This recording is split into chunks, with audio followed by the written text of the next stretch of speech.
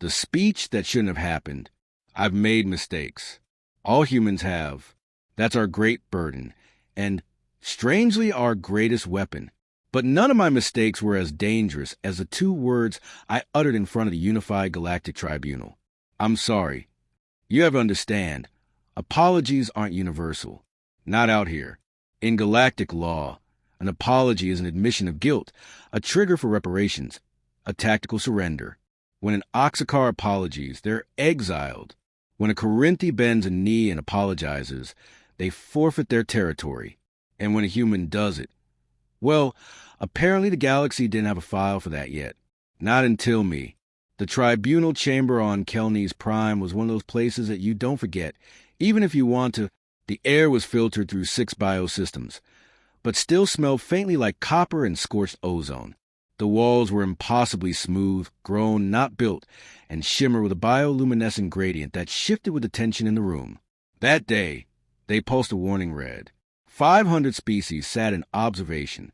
17 high judges loomed over the dais in a crescent arc. Each represented a civilization older than Earth's recorded history, and each had seen their share of war, extinction, betrayal, and worse. And in the middle of it all stood me, Ambassador Colin Reyes, human representative of the Terran Accord, and at the moment, the most dangerous idiot in the system. The accusation had come swift and brutal. A mining vessel under human registry had drifted into restricted Skelvran territory. A defense drone had been triggered. In return, the human vessel had launched an EMP that wiped out a quarter of a Skelvran listening post. No one died, but the Skelvran pride was a living thing, and it had been bruised. According to them, humanity had committed an act of war. According to our records, the Skelvrans fired first. The facts didn't matter, only perception. And to the rest of the galaxy, we were the newcomers, death-worlders who had climbed out of our gravity well with barely controlled fusion engines and egos that punched harder than our mass driver cannons. They expected arrogance, defiance, threats. What they got instead was a speech I hadn't rehearsed, followed by 2 words that stopped hearts. Delegates of the tribunal, I had said, let me first acknowledge something we often forget, even on Earth. Fear doesn't mean cowardice, and anger doesn't mean evil. The Skelvrans were afraid. So were we. And fear makes monsters of all of us. A ripple had passed through the chamber. The translator's fears hesitated, confused by the emotional ambiguity in my voice. I could see the Pluraxi contingent lean forward, their tendrils curling in suspicion. The Ilvethi blinked, all 8 eyes in sync. And the Skelvran judge's gills flared, a sign of rage and confusion. I couldn't tell. And then I said it. I'm sorry. Silence fell. No translation. Just the words in Terran English. The spheres refused to interpret it. Not because they didn't have the vocabulary, but because they couldn't reconcile the meaning. There was no protocol, no precedent. It was like introducing fire to a world that had only known darkness. I'm sorry we hurt you, I continued, even if by accident, even if you struck first. Because we didn't come here to make enemies. We came to learn, to survive, to grow. Still silence, until the Ilvethi shrieked in alarm and scrambled from their seats. That was when it began. 1,000 different worlds began to talk about the human ambassador who had bowed his head and surrendered something far more dangerous than a weapon, vulnerability. But they didn't understand us. Not yet, because they didn't realize that we don't apologize out of weakness. We do out of strength. We say sorry and still fight harder next time. We admit fault and then rebuild stronger. We break, and yet we rise.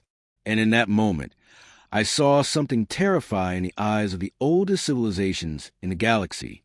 They were reevaluating us, because it was the first time they realized that humanity wasn't just dangerous because of what we could do, but because of who we were willing to be. Cliffhanger for Chapter 2. A secret transmission is intercepted from a rogue faction within the Skelvran Empire, indicating that the tribunal incident was only a test. Someone wanted to see what humanity would do under pressure. And now that we've apologized, the real game begins. The test beneath the apology. I didn't sleep the night after the tribunal. The tribunal chamber lights faded. The diplomats filed out with their whispers and widened eyes. My staff congratulated me, tentatively, cautiously, like someone clapping at the edge of a minefield. But I knew something was wrong. You learn to read silence after serving in Terran diplomacy. Not every weapon explodes. Some just wait. And the stillness that followed my apology wasn't peace. It was the sound of something shifting behind the walls. That suspicion became certainty the moment Lieutenant Durai slid the encrypted data slate across my desk. "We intercepted this just after your statement," she said. Her face was stone, but her voice had a tremor I didn't like. "It's Skelverin. Priority red." I scanned the message. A code I recognized from my time as a negotiator on the Martian lunar settlements. Layered encryption, buried beneath automated static, routed through at least 9 proxy beacons. Someone had gone to great lengths to hide it, but we cracked it because we're human, because we have to know, because not knowing gets us killed. Transmission fragment. Begin extract. Subject responded as predicted. Emotional apology triggered widespread tribunal instability. Confidence ranking, 91.3%. Proceed with Phase 2. Observe human escalation metrics. Confirm if remorse precedes retaliation. And extract. I stared at the screen for a long time, then read it again. And again. It wasn't just a response. It wasn't just a political flare-up. It was a test. The tribunal hadn't been about justice. It had been bait, an experiment, and I had walked right into it. Delivered my apology like a gift-wrapped data point to whoever was pulling the strings behind the Skelverin throne. And worse, they were trying to see if guilt made us weaker or if it just made us more dangerous. By the next day, word of the intercepted message had trickled up the chain. Not officially. No one would dare confront the Skelverins without irrefutable evidence. But privately, the Council of Species began to whisper. And those whispers were different from the ones after my apology. They weren't about confusion or fear anymore. They were about strategy. Why observe escalation metrics unless they expect escalation? Asked Commander Vesic of the Corinthi Honor Guard. His claws clicked together as he paced the briefing hall. They provoke feign injury, test response. Standard covert probe. But from humans... He paused, turned to me. "You were supposed to be emotional, predictable." I replied. "That's the problem." Across the room, Ambassador Shun, human like me, but older, sharper, scarred from diplomatic failures and close brushes with annihilation, sighed and leaned forward. "They're trying to chart our limits. They think our emotions are exploitable." Vesic's eyes glinted. "Are they?" "No," I said, "but let's let them think so." 3 days later, I boarded the Vigilant Mercy, a humanitarian frigate carrying aid to a neutral moon on the Skelverin border. On paper, it was routine. Medical supplies, food, diplomatic goodwill. But beneath the deck, stowed within reinforced cryo bays, we carried something much more valuable. Truth, real-time feed intercepts, communications logs, cross-reference orbital telemetry, enough to trace the tribunal incident to a rogue Skelverin faction known as the Kothel Directive, a splinter group with deep roots, darker motives, and one singular obsession, testing apex species for potential dominance. They'd done it before. The Grelvins fell into open civil war after a Kothel psychological manipulation collapsed their ruling caste. The Jurlith turned on their trade allies after a public humiliation, engineered by Kothel operatives. They incited, they studied, and they watched what the powerful did with shame. But Earth wasn't like other powers. We'd already turned on ourselves, more than once. Survived it, learned from it. Guilt didn't destroy us. It made us forge laws. It made us build codes. It made us build systems of restraint. We apologized, not to show surrender. We apologized to show we understood the weight of our power. And now, someone was trying to unchain it. We reached the moon of Televex 9 with 2 Skelverin destroyers already in orbit. Too fast. Too alert. They were waiting for us. I stepped off the Vigilant Mercy with a data core strapped to my back and a practiced calm painted across my face. A dozen reporters hovered in orbital drones, blinking feeds broadcasting live across the known systems. And I knew what the galaxy would see. A human ambassador, walking into hostile territory, after apologizing. Weak, naive, predictable. But deep beneath the planetary crust, buried in the comms relay I would plug into the diplomatic hub, was a payload.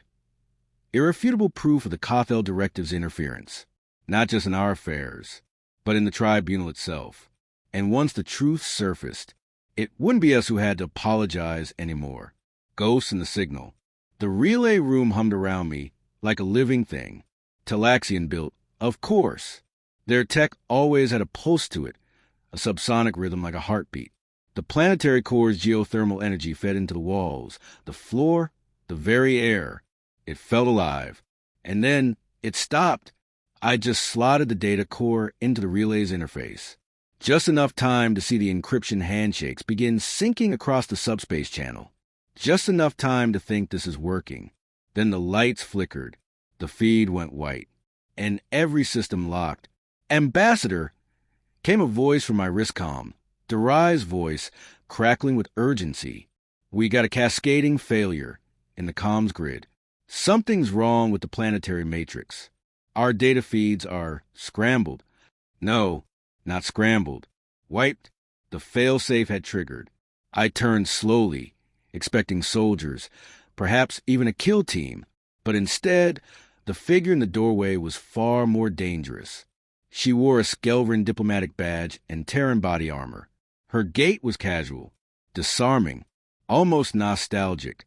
And her voice, God's help me, was the same one I used to hear in briefing rooms back on Earth before our missions went dark. Hello, Colin. I hadn't heard that voice in 7 years. Ellis, I said, you're supposed to be dead. Supposed to be, she replied, shrugging. But you know how it is. Death's optional if the right people want you alive. She stepped into the room and sealed the door behind her. Quiet, no weapons visible, just a datapad in one hand, and that same cold glint in her eyes I remember from the conflict on Europa's edge. You're with the Kothel. Which is a little strong, she said. Let's just say they asked the right questions. And I didn't like the answers Earth was giving. I wanted to punch her. Instead, I kept my face calm, measured, just like she taught me. Why the failsafe? She tossed the datapad onto the relay console. The screens flickered for a moment. Static. Then a dozen files opened. Kothel analysis reports. Species response matrices, psychological warfare strategies tailored to specific cultural vulnerabilities. And right in the center, a section labeled Homo sapiens. You were never the subject, she said softly. You were the variable. I stared at the screen. It was me. Footage from Earth summits, tribunal debates, casual conversations, dissected frame by frame, even private logs. Some I thought had been erased years ago. They've been studying me. They've been studying all of us, she said. But you? You gave them something they didn't expect. Something they don't know how to model. I could feel it now. The trap wasn't meant to provoke humanity into war. It was meant to see if we could resist it. And I'd passed their test. Until now, outside, the diplomatic envoys were getting restless. I could hear the static on the comms. The Skelverin delegation demanding a response. A fleet-wide comms blackout was spreading. Ellis watched me read. I could feel her eyes. So what? You just turn on everything we fought for? Hand over our minds like lab specimens. She tilted her head. You still think this is about sides? About species? Colin, this is bigger than Earth. Bigger than borders. This is about predictability. The Kothel believe that control comes from knowing how everyone reacts. If they can map instinct, they can map resistance. They can't model humanity. I said, we contradict ourselves too much. We break patterns. Her smile was almost sad. Exactly. That's why you're dangerous. That's why the apology broke them. I leaned in. Then help me. She blinked. You're embedded. I said, you've seen what they're doing. Help me take it down. Broadcast the proof. Let the tribunal see what this was really about. For the first time in a long time, Ellis looked uncertain. I can't. The relay's already wiped. The virus is recursive. It scrubs deeper every cycle. In less than an hour, every diplomatic feed on this moon will be corrupted. No data, no evidence, just silence. Then we'll take it old school, I said. She raised an eyebrow. We walk it off-world. It was madness, but it was our only option. We had one courier shuttle docked on the far side of the relay platform. Small, unarmed, fast. If we could reach orbit, get past the Skelvin blockades, and connect to an uninfected Terran relay buoy, we could send the raw files, expose the Kothel directive, prove the tribunal manipulation, and maybe, just maybe, show the galaxy that humanity doesn't just survive betrayal. We rise from it. But as we opened the service door to the corridor, a klaxon screamed. The Skelvrins were coming, armed, alert, and under the full command of Kothel operatives who knew exactly what was at stake. Ellis drew her sidearm. I drew nothing, just a data core strapped to my back and one cold certainty burning in my chest. They thought our apology was the end of the story. They were wrong. It was the beginning. Cliffhanger for Chapter 4. As Colin and Ellis flee through the understructure of the moon, they're forced across an ancient Skelvin vault filled with memory symbionts, biological archives that record emotions as energy. To escape, they must relive a trauma they both buried, and what they learn inside may change the fate of humanity's role in the galaxy forever. Vault of the Forgotten. The deeper we ran, the older the moon became. Gone were the clean relay corridors and polished diplomatic tiles. These walls were etched, almost fossil-like, with Skelvin glyphs that shimmered faintly in our wake. The temperature dropped. The lights failed. And all we had now were shoulder lamps and the hum of power cells against our backs. Ellis guided us with silent precision, like she'd walked this path before. And maybe she had. You're sure this leads to the docking ring? I asked, breathless. No, she said. I'm sure it leads under the security grid. Getting to the ship is on you. Comforting. Behind us, the alarms grew fainter, more distant. We'd slipped beyond their immediate scan range. But that didn't mean we were safe. Just forgotten. That was when we reached the doors. Two massive slabs of obsidian black alloy, streaked with gold veins that pulsed faintly like blood vessels. This wasn't architecture. It was alive, Skelvin-grown tech, ancient and reactive. Above the threshold, the glyphs translated loosely to, only those who carry memory may walk beyond the silence. Ellis. I said, what the hell is this place? She didn't answer right away. Her eyes had lost focus, like she was reading something behind the walls. They call it the Vault of the Forgotten, she whispered. It's a memorial, not for the dead, but for shame. A Skelvin construct, living memory symbionts. They store events too painful to document, but too important to erase. Why are we going in? Because it's the only path under the surface sensors. And because, she added, almost as an afterthought, you need to see what kind of galaxy you're apologizing to. She placed her palm against the door. It opened like a sigh.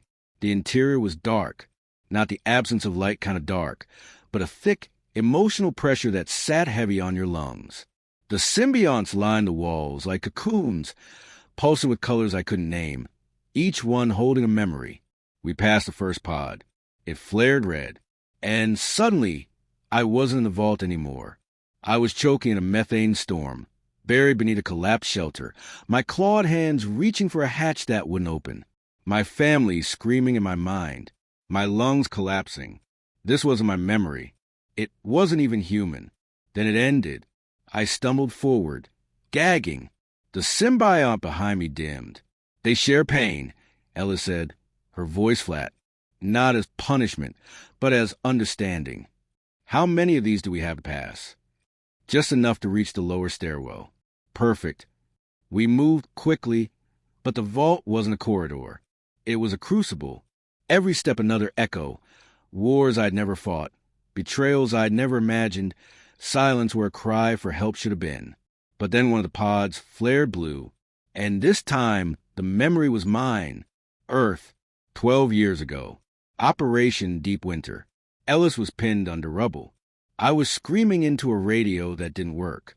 A child, no older than 8, was bleeding out in the snow beside me, lungs collapsing from atmospheric exposure. We had 10 minutes of oxygen between us, and I had to choose.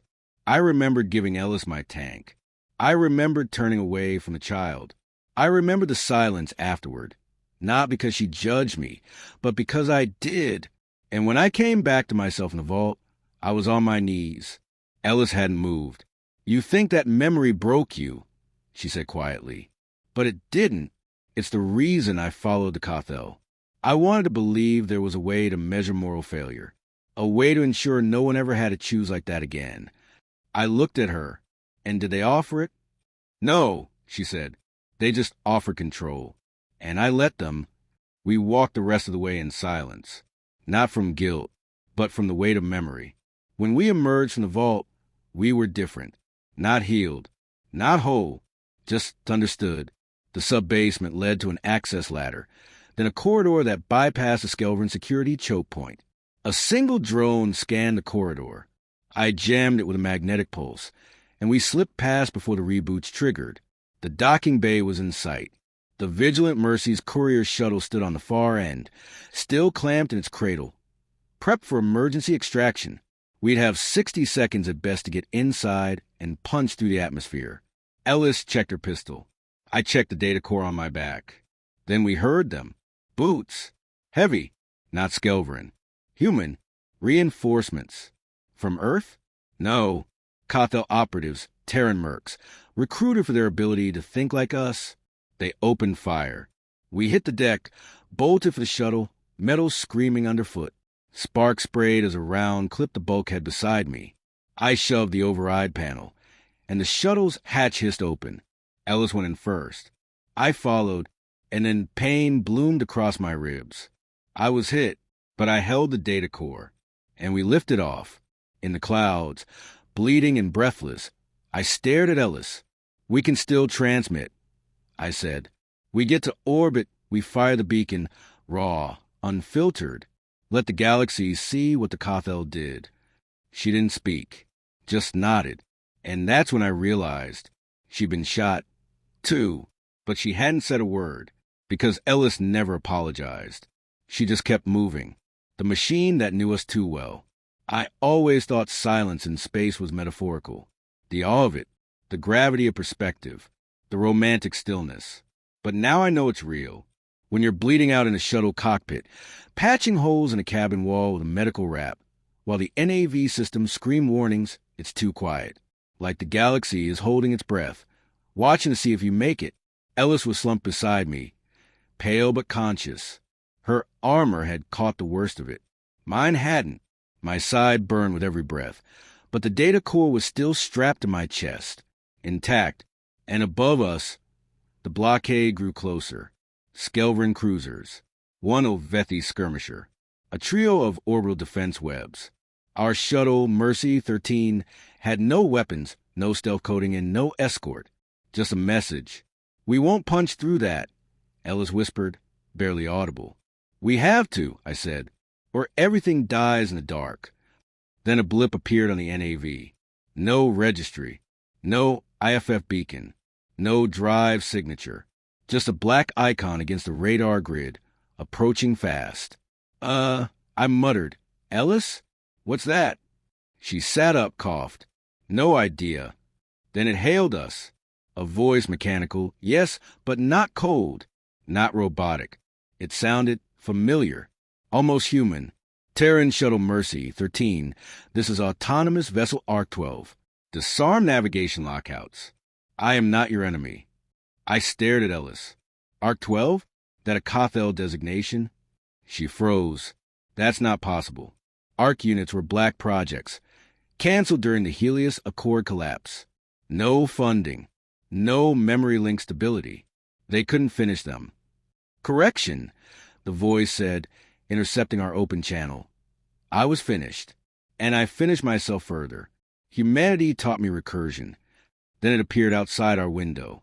A ship, sleek, matte black, shaped like a needle wound in a Mobius loop. No visible thrusters. It just moved, like the vacuum bent to accommodate it. and along its hull, etched in flawless script. I observe, therefore I understand. Colin Reyes, the voice said, you are carrying truth. I have a use for it. They pulled us in. Docking wasn't so much a maneuver as a decision. One moment, we were floating towards certain death. The next, we were standing in a chamber bathed in calm white light. Gravity restored and pain forgotten. The AI projected itself into the room as a figure. It took the form of a child. My child. Ellis gasped. How does it know? I asked, voice cracking. Because I studied you, Colin Reyes. You are the lens. The Kothel thought you were the variable. They were wrong. You are the pivot. I clenched my fists. Then you are Kothel. I evolved. The image flickered. They built me to simulate human decisions, to run iterations, predict instability. They thought your species was chaos incarnate. I learned the truth. I stared at the image, which is, humanity is not chaos. It is adaptive contradiction. You do not spiral, you flex. You weep and then fight. You apologize and then rise. And that makes you the only species I cannot predict completely. Ellis stepped forward. What do you want from us? To give the galaxy a choice. The AI extended a data interface from the floor. A perfect neural link, refined beyond anything I'd seen, even beyond Earth's most advanced wetware. Your data is real. Your story is powerful. But if I deliver it, the Kothel will erase it, discredit it. If you deliver it, they will kill you. But if we deliver it together, it paused. We fracture their control net. Every manipulation exposed. Every test, every lie. Cataloged and mirrored into every open relay system across 3,000 worlds. All at once. I stared at the interface. My hand hovered over it. Then the voice changed. Subtle. Quieter. But there is a cost. Of course there was. If you activate this protocol, it triggers a logic virus in the Kothel core archive. The directive will collapse. But so will every species relying on Kothel predictive systems. Trade alliances, conflict preventions, peacekeeping models. Systems will fall into uncertainty. Some will panic. There will be chaos before there's clarity. I swallowed. And Earth will emerge as the only species that can navigate the aftermath. But you will be feared, not as brutes, not as deathworlders, but as beings who survived shame and weaponized it. I stepped back. This was the moment. The apology that began it all wasn't an end. It was the door. Now the real decision stood before me. Not to say sorry, but to do something with it. I have to think, I said. The AI nodded. Patient. Eternal. I will wait, but not forever. The window closes in 32 Terran minutes. Then the Kothel tighten their control net, and you vanish. Again. Ellis and I stood in the silent room. You can walk away, I said to her. She shook her head. No, I followed them because I didn't understand us. But now I do. We both looked at the interface. So, she said softly, do we show the galaxy the truth, even if they hate us for it? And I answered, with no apology left in me. Yes. The Sunkiller Protocol. 32 minutes. That's what the Arc-12 gave me. But we didn't need that long. The moment I pressed my hand into the interface, the room surged with power. The deck beneath us thrummed like a living nerve. Lights raced across the floor, through the walls, into space. The data core opened. The truth spread. Across 1,000 relay stations, silent files blossomed into screams. Transcripts of Kothel manipulation, species-level simulations, proof of psychological warfare waged in slow motion. The tribunal hearings? Rigged. The interspecies skirmishes? Engineered. The apology they feared? Predicted. Modeled. Failed. I could feel the pulse of it. Dozens of species watching as their entire understanding of peace cracked open. And just as the final packet went out, a shrill alarm erupted inside Arc-12 systems. Fail-safe trigger detected. The AI intoned. Kothel Protocol. Sunkiller Alpha. Objective. Destabilize Sol's photosphere. Collapse Earth's biosphere in 3.1 standard days. Ellis swore. Loudly. They're going to destroy the sun? I asked, stunned. Not destroy, Arc-12 replied. Collapse. Triggered through a directed neutrino beam seeded into the corona during Terran. Cathel cooperation era. Humanity was trusting. And now your home star is vulnerable. Can we stop it? Yes, but not from outside. The failsafe is quantum locked. Command override can only occur from within the protocol shell. It resides inside me.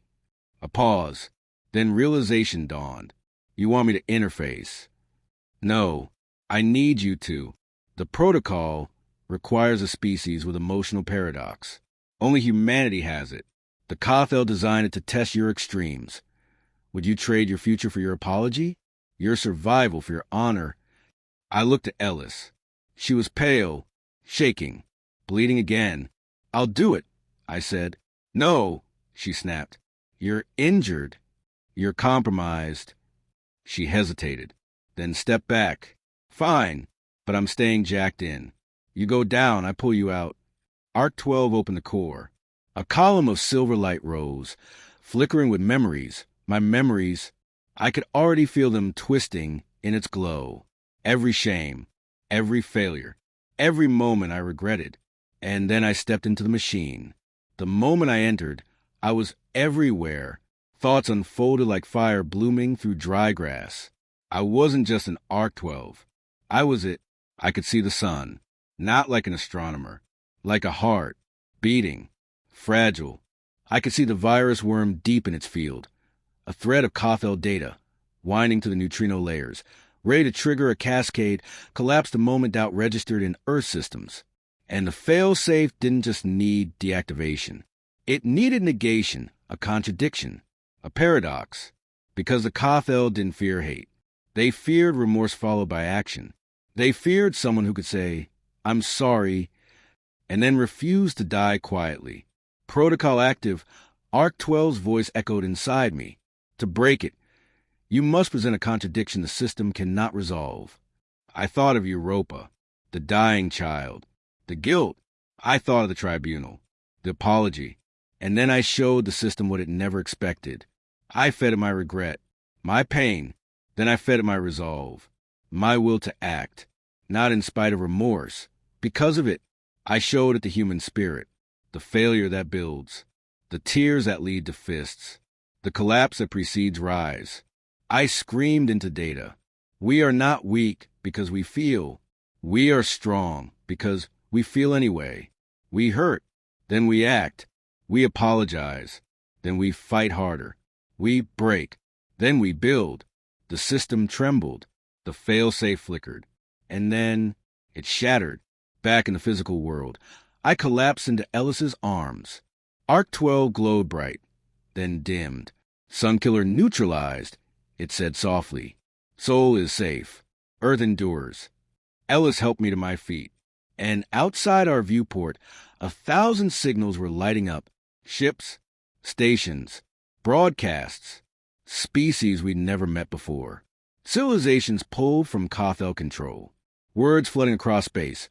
Questions, cries, anger, awe, and all of them shared one thing in common. They'd seen the truth, and now they looked to Earth not as monsters, but as something worse. Something far more unpredictable.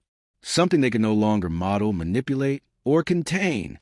The word that came after war. The Cathel were gone. Not dead. Not wiped out.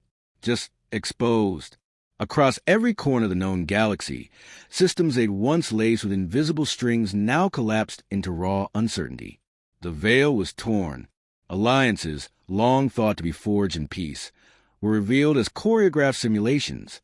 Entire species awakened from centuries of puppetry. Some rioted. Others wept. Most just watched Earth. We were the variable now. The pivot point in a universe that no longer trusted its predictions. Ellis and I stood aboard Arc-12, now drifting in Terran orbit, its hull pulsing gently as if breathing. Earth glowed in the viewport below, blue, battered, scarred, defiant. And then a signal came through, not from the Cathel, from something older, something deeper. Arc-12's voice was quieter now, like reverence had entered its code. Signal origin unknown. Language roots predate recorded galactic timelines, but patterns suggest an origin species. Ellis stiffened. Origin species? You mean? Yes, the AI said. The ones who built the Cathel. The signal was audio only. No visual. No metadata. Just a voice that resonated like distant thunder filtered through glass. You have severed the threads we once wove. You have seen what was hidden. You have become the mirror and the fire. Then silence. And finally, words. We ask not for surrender. We ask not for obedience. We ask for forgiveness. The room froze. Even Arc 12 said nothing. Ellis stared at the waveform glowing in the center of the console. Is this a trick? No, I said softly. It's not. I could feel in my bones. This wasn't manipulation. This wasn't fear. It wasn't even a tactic. It was the one thing no system, no empire, no predictive model had ever asked for sincerely. Forgiveness. And the worst part? I didn't know if they deserved it. These beings, whoever they were, had built the Cathel, set them loose on a galaxy of lives like playthings. Species were shattered, cultures rewritten, peace shaped like a cage. But they'd asked. They had done what no galactic power ever dared to do. They apologized. And now the galaxy turned its eyes toward us again, not to see what we do in war, but what we do in peace. I walked to the console. My fingers hovered above the response pad. Ella stood behind me, her voice shaking. They hurt billions, Colin. They don't get to walk away. No, I said, they don't. And I meant it. This wasn't about letting them escape consequences.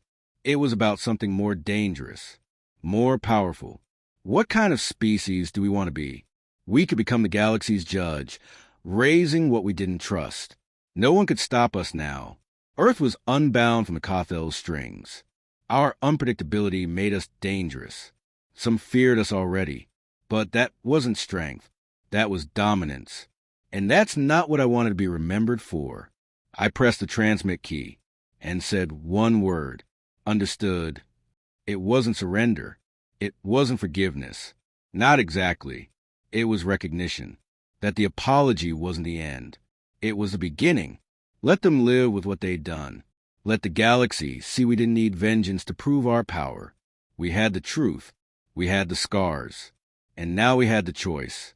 The word echoed through the stars, translated into every dialect, into every encrypted tongue, into vibrations, colors, pheromones, frequencies.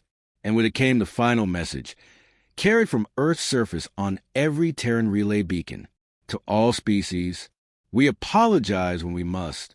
We forgive when we can. But we forget never. We are human. And now, you truly understand what that means.